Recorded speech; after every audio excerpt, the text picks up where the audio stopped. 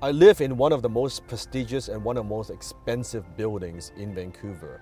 And just about 10 minutes away from my building, it's one of the poorest neighborhoods in Vancouver as well. Vancouver has some of the richest people living here and also has some of the poorest people living here. And you can see the entire street on that side of Hastings, a lot of homeless people. It always fascinates me what separates the rich from the poor and the middle class.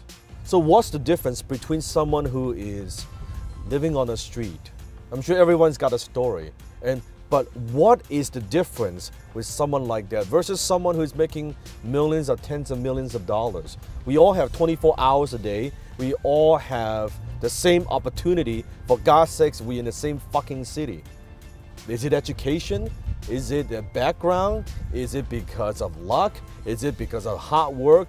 No, it's none of those things. It's none of those things. I believe what truly separates the rich from the poor and the middle class, it's one word: leverage. Leverage. Rich people use leverage and poor people don't. Now, there are many forms of leverage. Let's first define what leverage actually is. All it means is leverage is getting something done with less effort. Just like a lever, right? How you can use a least amount of effort to lift something very heavy. That's all that means, using leverage. So there are many forms of leverage. Today I'm gonna give you just a few of those. The first form of leverage is OPT, other people's time. Rich people know how to use OPT, other people's time. Example, a CEO hiring employees. He's leveraging other people's time to perform certain tasks for the organization.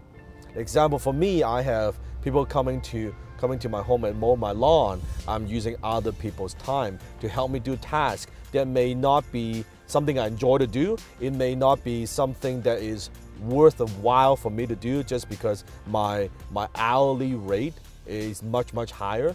Or also I have someone who comes to my house regularly to do cleaning. That's other people's time. So that's the first form of leverage, other people's time. The second form of leverage is other people's knowledge. Other people's knowledge.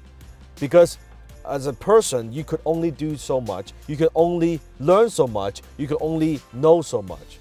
To grow within, if you want to grow your income, rich people, you notice, they have a lot of advisors around them in all areas of their lives. Example, I just had a meeting a few days ago with all my two accountants, my tax strategist, my financial planner, my insurance person. They have this board meeting talking about how we're going to flow the money, how we can minimize taxes, and what are some of the things that we need to do to take cash out from the company, maybe loan it to another company. We're looking to do all of that. It's not just on me to figure all this shit out.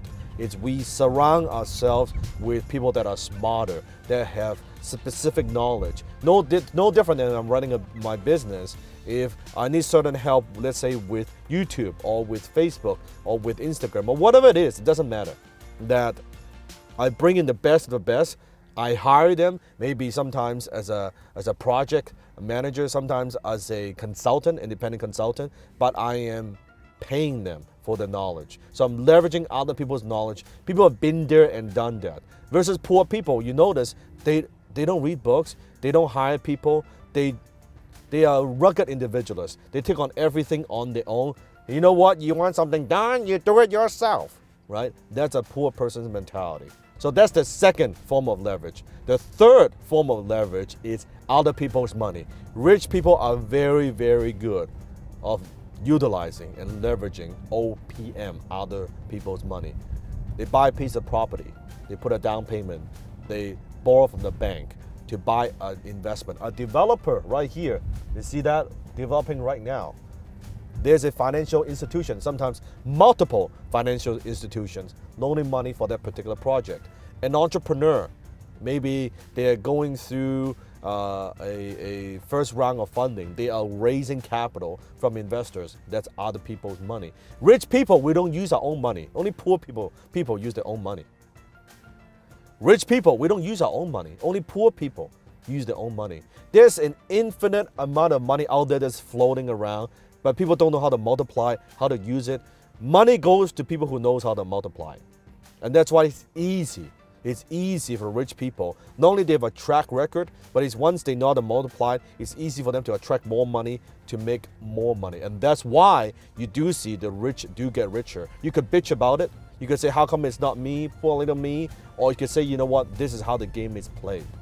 What are the rules of the game? What do I need to learn? So that's number 3. Third form of leverage, other people's money. And the fourth form of leverage is other people's relationships. Wealth comes from relationships, and rich people, we are very good at leveraging relationships. Example, there's an important person I need to meet. Maybe I don't know that person. I would ask my friend, hey, can you make that introduction? Can we do some business together? I'll give you another example. Let's say you have an offer, you have a product, you have a service that you're promoting, and you want to leverage other people's relationships, OPR. You would maybe do a potential joint venture with someone else who already has an existing customer base. That customer base trusts and believes in that particular person.